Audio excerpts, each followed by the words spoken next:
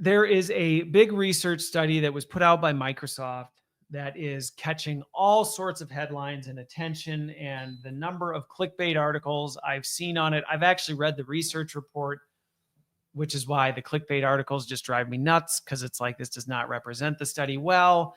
But some research came out from Microsoft that was talking about the erosion of critical thinking and empathy as a result of AI. Okay. And so they did some research into this. Now, tip, trick for anybody who ever looks at a research report, please, please, please, first thing you do, scroll to the bottom of the research report, read their conclusions thoroughly. Okay. And don't just pick the parts you like, read the full conclusion. Once you read the full conclusion, go back about one page usually and read the limitations. This is just a productivity hack to keep you balanced and keep you in the right space if you're reading research, because research is extremely difficult to go through if you're not familiar with it and if you're not super into that space. It's a ton of stuff and you're like, what was this experiment? What was this experiment? All this other stuff. But if you read the conclusion, you can already start to draw, well, what did they conclude from? And it'll help you then go back and read the parts of the report that tie to the conclusion. Oh, they must have drawn that conclusion from here. They must have drawn that conclusion from here. Now I'm making context of this. If you don't know what the end is, then you'll miss it. And I just see so many people who read the stuff in the middle. They draw their own conclusions based on this stuff. And it's like, no.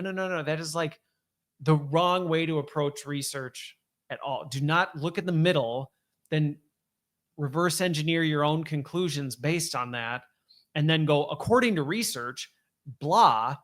And it's like, that's not according to research. That's according to your cherry-picked interpretation of one of the components of the research that you read that you didn't even fully understand. If you go to the conclusion, you'll see the experts who actually are involved in this, they looked at all this stuff. They drew their own conclusions on this, on what you can pull from that. Now, absolutely go back and look into what they said and double check and cross check what that is. I'm not discouraging from you doing that and just saying, just trust what the experts say. It's not what I'm saying. What I'm saying is do that, but then also make sure you read the limitations before you go back and start spouting off things about the research, because the limitations will always give you a very, very accurate peg on how much should I really be walking away from this. And it's not like it'll say, here's what the research say, the limitations, blah, blah, blah, will now disregard all the research. But honestly, sometimes after I read the limitations, I throw the whole research paper out, because I'm like, okay, by the time you eliminate all those limitations, this research literally tells you nothing. Now, that was a long introduction to how to read a research report, but I'm sharing that with you because if you actually go look at this research from Microsoft, you will start to understand all the hype about the fact that, oh my gosh, AI is destroying critical thinking and creativity is going down the toilet and blah, blah. Like it's the end of the end. It's overhyped. And if you really look into it, I think there's only like 319 people that it looked at. And these were all just qualitative questions. How do you feel it affect? So you got to be really, really careful with this stuff. Now, granted, there were some things they actually tested that showed they had, used less critical thinking skills and stuff like that. So there's some legitimacy to the report, but it would be easy to get into one of these super divisive arguments that AI is evil and is going to destroy the human brain, or that's a bunch of hooey. There's no merit to anything this thing said. And if you believe that, you're an idiot. AI is going to save us all and make our lives better.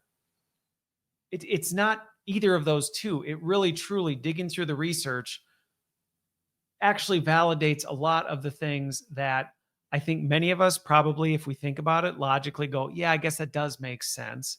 But that I've been trying to help people understand through this podcast and the work I do so that we avoid the risks. Because the reality is when you read the limitations and the conclusions, here's what I will tell you right now. AI does not inherently destroy your critical thinking or your creativity or your ability to innovate. by itself, it does not do that. It, by default, will encourage that kind of behavior. So to the folks who have AI is inherently good, one, that's not backed by data. Second, just common sense. Like, think about it. AI enables our own behaviors. What are our behaviors? Well, they're usually not good. Regardless of whether you agree with my worldview or not, our default posture to things is bent towards selfishness, pride, greed, all this stuff.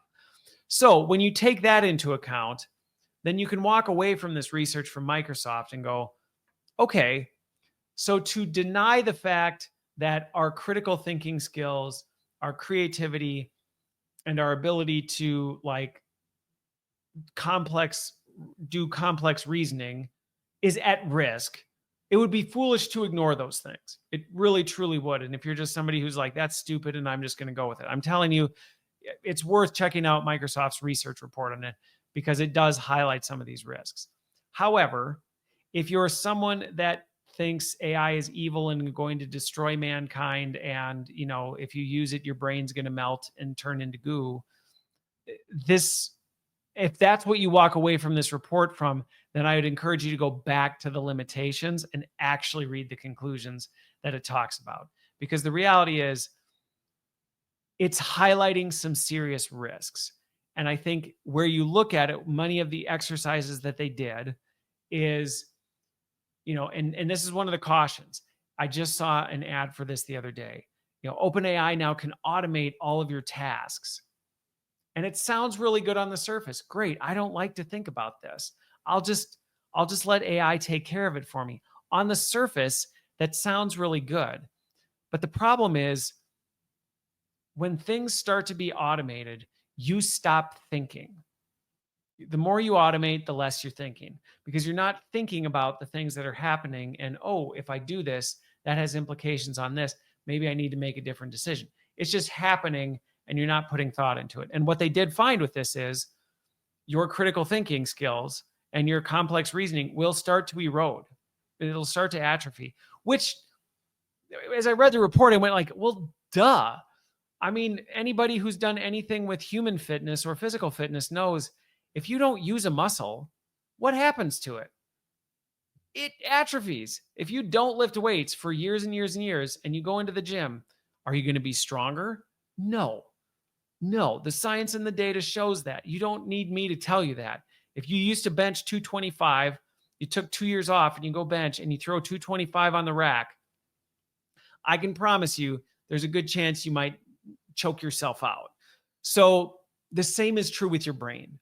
Your brain works on very similar levels in that use it or you lose it. And so this is something that we do need to take seriously, because there is so much pressure right now, and our own tendencies towards complacency, comfort, thinking I'm just tired, which right now we're super vulnerable to this. We're cognitively fatigued. There's so much going on sometimes. And I'm a dad of 8. I got a lot going on with work. I create more content than I know what to do with. There are times I go, I just really wish I could turn my brain off. I just really wish I could turn it off, hit cruise control, and just wake up, in a couple months and just, pick back up. But we have to fight past that, because the reality is the data is showing, which, like I said, should not be surprising, that if you do that, you are going to lose these abilities. And going back to the creativity, same thing. If you're automating things, you're not thinking about the problems that you're running into. You're not thinking about challenges. It's not forcing you to go, how could we do that differently? If it's just happening, you're not going to challenge things. And this is exactly what you see in big corporations that have just been doing things the way they've always done it for extended periods of time. People have eroded their complex thinking skills. And I think the thing I would just say with this, though, is this is not an AI problem. This is a human problem. And I say it all the time. AI just turns the volume up on what's already happening. So by default, are we moving towards delegating and not wanting to process, and we just would much rather take a nap and go through life and wake up on the other side? Yes. And so as a result, when AI comes in and going, you want to do that? Hey, I can help. What do you need me to do so you'd have to think less? What do you need me to do so you have to do less? How do I make your life easier so you don't actually have to process or deal with any of this crap? That's a very tempting offer. I am not suggesting that everything you do is worthwhile and that you shouldn't automate anything. I think that's one of the risks that you could take from this paper is you go, see, it's really bad. So it's really good that we just wrestle through unnecessary complexity all the time. Keeps our brain sharp. No, it doesn't. Cognitive fatigue is something else that is real. And if we are not careful, we're going to just keep pushing ourselves and go, well, now we got to keep up in the AI world, but we're afraid to use AI because we don't want to become stupid. And so then we just end up in cognitive fatigue, which is just like overtraining a muscle. You overtrain a muscle, you become weaker. It's no different than not lifting it at all. It atrophies. It's just a different kind of thing. So I think this goes back to my kind of concluding thoughts on it is this is why we need to be very surgical, very thoughtful, very intentional about how we're using AI and what we're doing and really thinking this stuff through. Because are there things that it's okay to get dumber at? Yes. Is it fine that I don't remember all the long division equations that I used to because now computers can do it for me? Yeah. Is it good that I still remember how they function and how they're structured and how they're supposed to work so that when I see AI doing something, I can either go, wait a minute, that doesn't look right. There's something off with that.